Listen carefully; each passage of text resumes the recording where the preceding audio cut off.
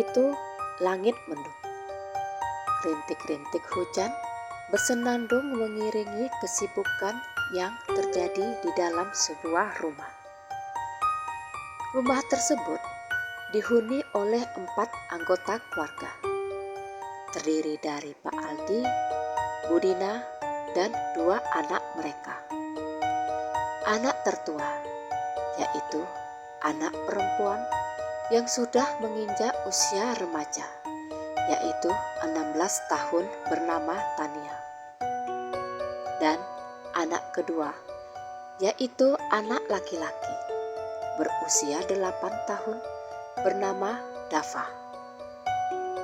Saat itu mereka sedang berbenah karena akan segera pindah ke rumah baru yang jauh lebih layak dari rumah mereka sekarang.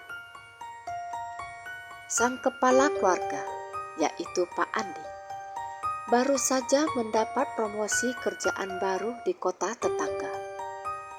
Dan karena mendapat promosi tersebut, gaji beliau pun meningkat drastis.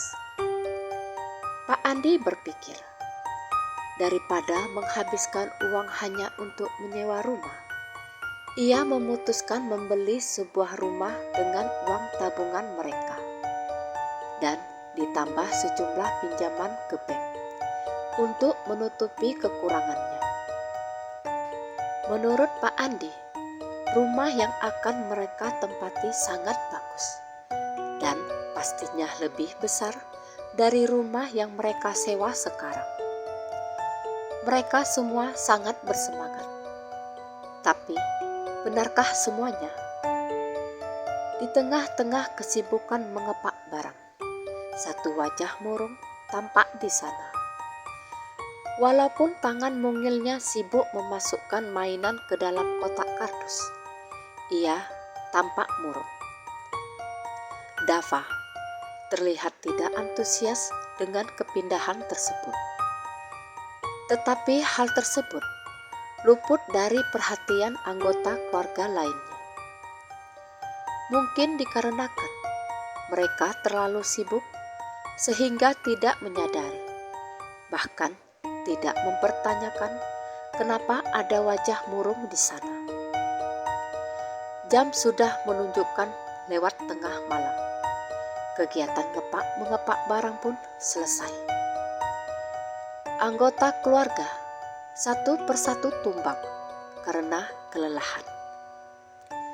Mereka tertidur diiringi senyapnya suasana malam. Keesokan harinya, suasana rumah dipenuhi kebisingan dari kegiatan kepindahan rumah. Satu persatu barang diangkut ke dalam truk pengangkut barang. Sebanyak 3 truk berukuran besar siap disesaki oleh banyaknya barang keluarga Pak Aldi. Setelah berapa lama, maka berangkatlah mereka menuju rumah baru yang akan mereka tempati di hari-hari berikutnya. Setelah menempuh perjalanan kurang lebih 2 jam, sampailah mereka di rumah baru mereka. Rumah berlantai 2 itu sangat cantik, dengan cat warna biru langit, teras teduh, dan halaman luas yang ditumbuhi beberapa pohon. Tania si anak sulung langsung berdecak kagum dan tanpa tendeng aling-aling mengutarakan keinginannya untuk menempati kamar di lantai 2, di mana kamar tersebut berhadapan langsung dengan halaman samping.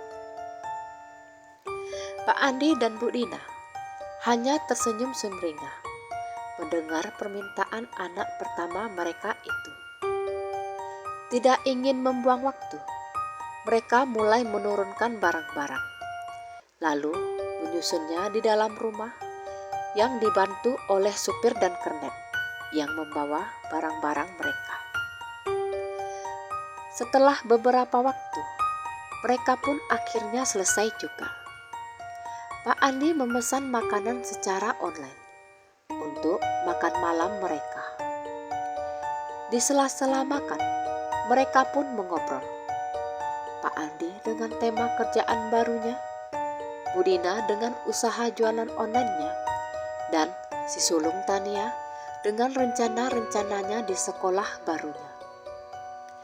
Lalu, bagaimana dengan Dava? Dava hanya diam sambil mengunyah pelan ayam gorengnya. Dan ketika Budina bertanya, apa Dava siap dengan sekolah barunya? Dava hanya mengangguk pelan. Keesokan harinya, rumah tersebut diisi dengan kehebohan masing-masing anggota keluarganya. Dari yang mau berangkat kerja sampai yang mau berangkat ke sekolah. Hanya Budina yang tinggal di rumah, karena beliau adalah ibu rumah tangga yang mencari uang dengan usaha berjualan di salah satu platform media online. Hal itu terus berlanjut di bulan-bulan berikutnya. Tetapi di 5 bulan setelahnya, Budina mulai menyadari ada perubahan di diri Dava. Dava yang biasanya murung, akhir-akhir ini terlihat lebih ceria. Ia bermain-main sendiri sambil tertawa. Awalnya Budina berpikir, biasanya yang namanya anak-anak suka melakukan hal tersebut.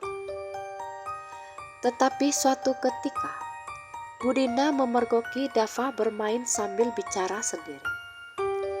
Budina mendengar dengan jelas Dava menyebut sebuah nama, yaitu Zeana. Budina mengernyitkan dahinya. Nama siapa itu? Budina berusaha mengingat, apa ada kenalan mereka yang bernama demikian. Tapi Budina ingat betul, tidak ada nama itu, baik di lingkup keluarga ataupun teman-teman Dava di sekolah lamanya. Oh, mungkin anak tetangga sekitar rumah mereka, pikir Budina. Mungkin Dava pernah bertemu dengan salah satu anak tetangga bernama Zeana. Lalu Dava berpura-pura bermain dengannya. Budina kembali melanjutkan aktivitasnya berjualan online. Hari-hari berikutnya terjadi lagi. Dava bermain sendiri, diiringi gelak tawa. Bahkan Dava bermain petak umpet, seakan-akan ada orang yang menemaninya. Hal itu terus berlanjut, dan lama-lama Budina penasaran, siapa sebenarnya Zeana? Kenapa Dava terus-terusan bermain tetapi tidak ada sosok yang menemaninya? Budina lalu memutuskan menanyai satu persatu tetangga sekitar rumah. Apakah ada di antara mereka yang memiliki anak bernama Zeana? Anehnya, mereka semua mengaku tidak mengenal nama tersebut. Tidak ada anak bernama Zeana di sekitar rumah mereka. Budina tertegun mendengarnya. Malamnya, Budina menceritakan apa yang telah terjadi selama ini pada suaminya. Tetapi, respon yang diharapkan Budina tidak terjadi.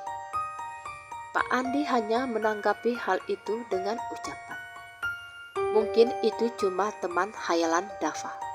Kan biasa toh anak kecil berimajinasi. Budina agak kecewa, tetapi sedikit banyak ia merasa ucapan Pak Andi ada benarnya. Benarkah demikian? Rentetan demi rentetan kejadian aneh mulai menyerang mereka satu persatu. Budina pernah terjatuh dari tangga hingga kakinya terkilir.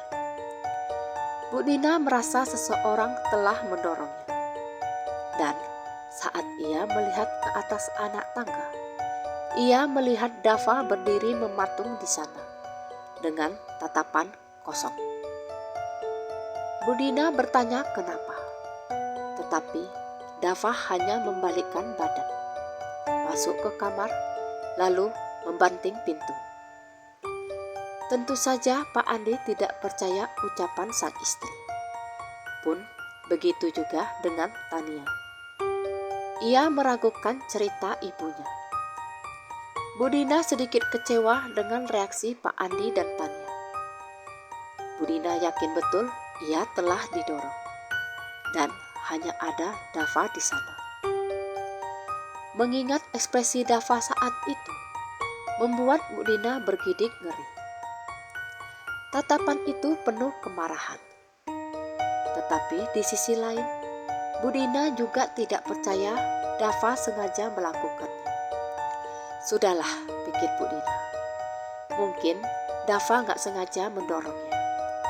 Sedangkan ekspresi Dava saat itu bisa jadi karena ia terkejut. Telah tanpa sengaja mendorong ibunya sampai terjatuh. Kejadian berikutnya dialami Tania.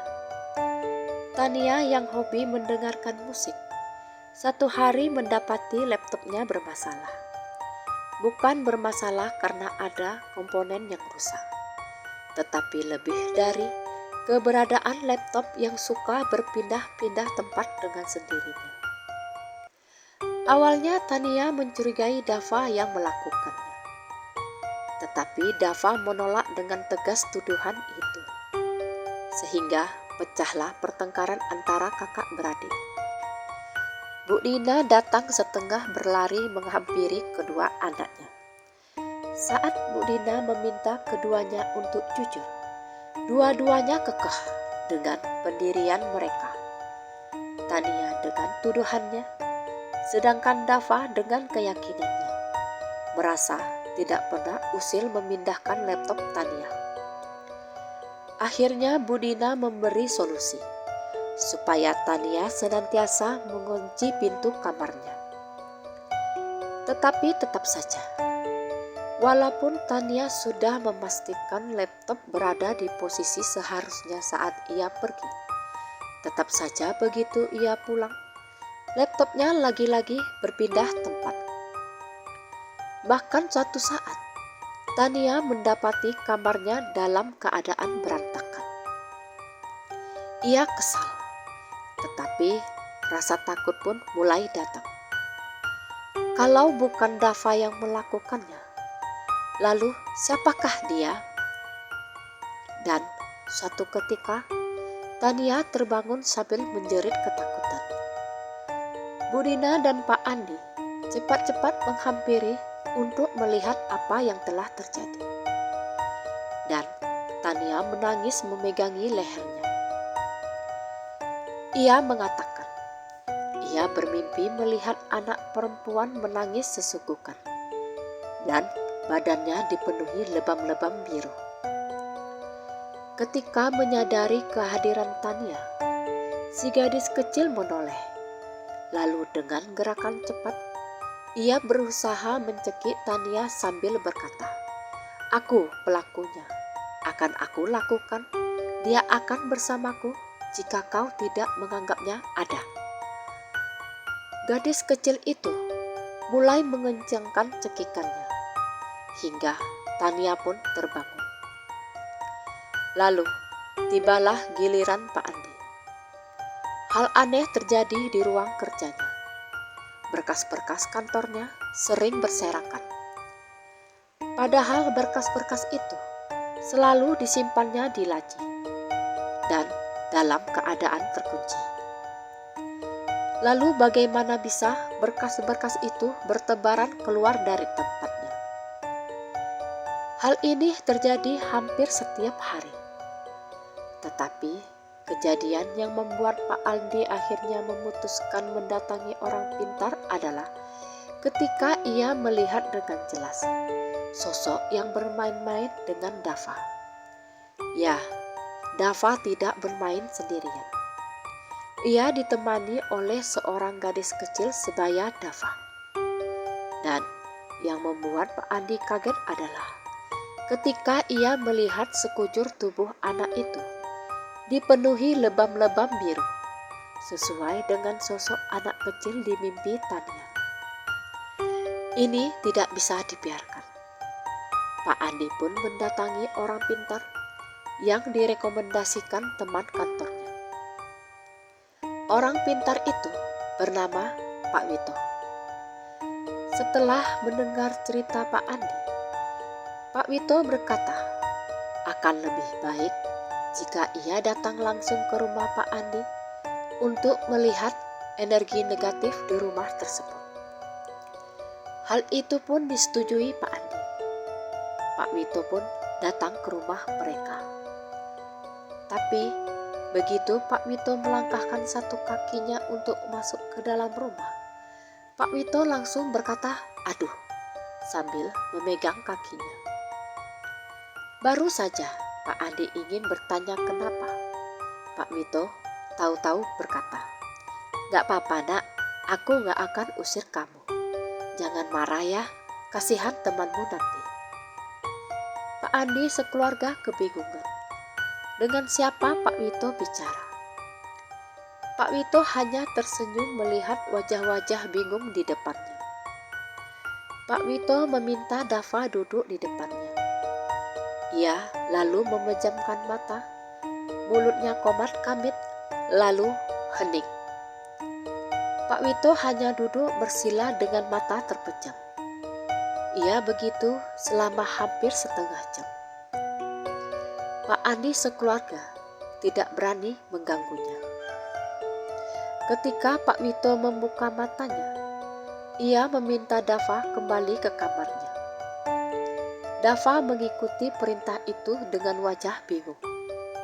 Setelah Dava pergi, barulah Pak Wito menceritakan apa sebenarnya yang telah terjadi. Yang terjadi sebenarnya adalah bahwa Pak Andi, Bu Dina, dan Tania sendirilah yang telah membuat marah arwah seorang anak kecil. Pernyataan itu membuat Pak Andi sekeluarga terperangah. Kenapa justru mereka yang menjadi penyebabnya?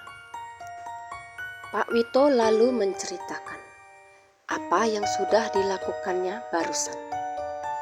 Saat duduk bersila dalam keadaan diam, sebenarnya Pak Wito sedang mendapat penglihatan dari masa lalu rumah yang ditempati Pak Andi.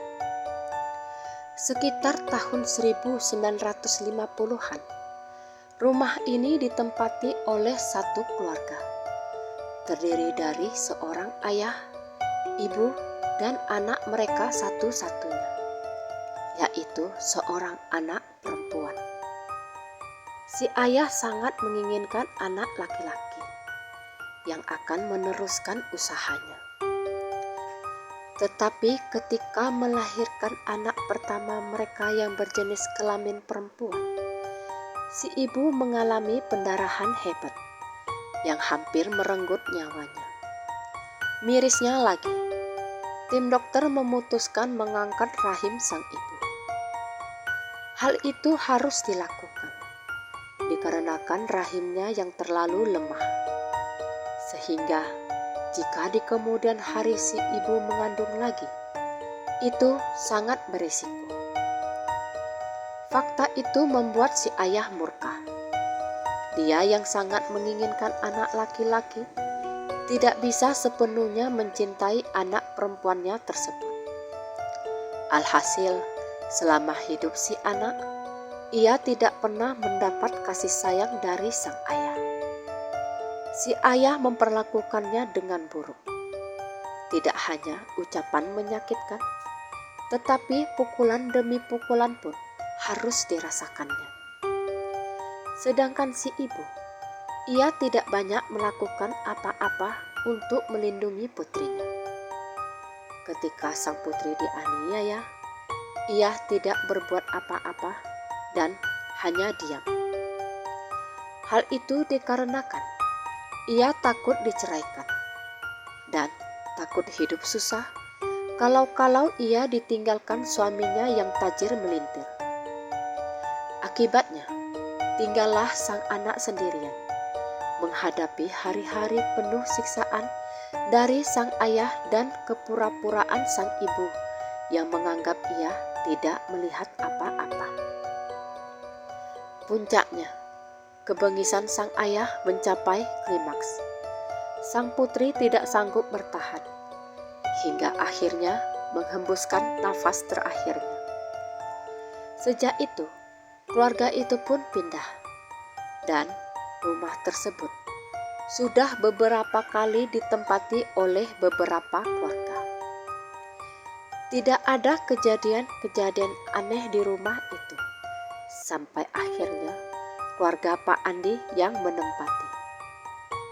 Kenapa giliran keluarga mereka? Mereka diteror oleh kejadian di luar nalar. Pak Wito tersenyum kecil, lalu menjelaskan. Ini semua karena gelombang antara Dava dan si anak perempuan itu sama, yaitu gelombang kesepian. Ya, sosok makhluk astral berwujud anak perempuan kecil itu adalah si penghuni rumah ini sebelumnya. Walaupun Dava tidak mengalami penyiksaan seperti yang dialami si gadis kecil, tapi selama ini Dava selalu kesepian. Pak Andi sibuk dengan pekerjaan kantornya. Budina, walaupun ia di rumah, tetapi ia lebih banyak menghabiskan waktunya dengan berjualan online untuk mendapatkan target jualan bombastis. Tania apalagi? Ia tentu saja sibuk dengan dunia remajanya. Tinggallah Dava sendiri, yang gak tahu harus bermain atau bercerita sama siapa. Kesepian Dava lah yang mengundang arwah si anak gadis untuk datang menemani, sekedar mengajaknya bermain. Adapun kejadian tidak mengenakkan Pak Andi, Budina dan Tania hanyalah ungkapan kemarahan si gadis kecil melihat ada anak lain yang memiliki perasaan sepi yang dimilikinya. Dan kenapa giliran keluarga Pak Andi yang diteror? Karena secara kebetulan keluarga lain yang menempati rumah itu sebelum Pak Andi tidak pernah memperlakukan anak mereka seperti apa yang dirasakan Dava. Si gadis kecil itu sepertinya tidak ingin ada anak lain yang mengalami nasib seperti dirinya. Lalu, bagaimana solusinya? Si gadis kecil sepertinya menuntut supaya Dava harus lebih diperhatikan oleh keluarganya. Pak Wito meyakini jika hal itu mereka lakukan, kemungkinan besar si gadis kecil tidak akan mengganggu mereka lagi. Tetapi jika mereka tidak memenuhi keinginannya, maka si gadis kecil akan melakukan apa yang sudah diucapkannya di dalam mimpi Tania, yaitu mengambil Dava untuk tinggal bersamanya di alam lain. Ucapan Pak Wito ternyata benar. Setelah mereka bertiga memberikan perhatian lebih pada Dava, teror itu pun berhenti. Dan Dava tidak pernah murung lagi. Pertanyaan yang belum terjawab. Lalu, siapakah gadis kecil itu? Ya, Zeana. Zeana yang malang.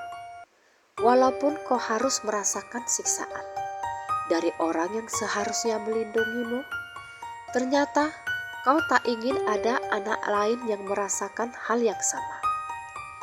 Tenanglah di sana, Zeana. Surga menantimu.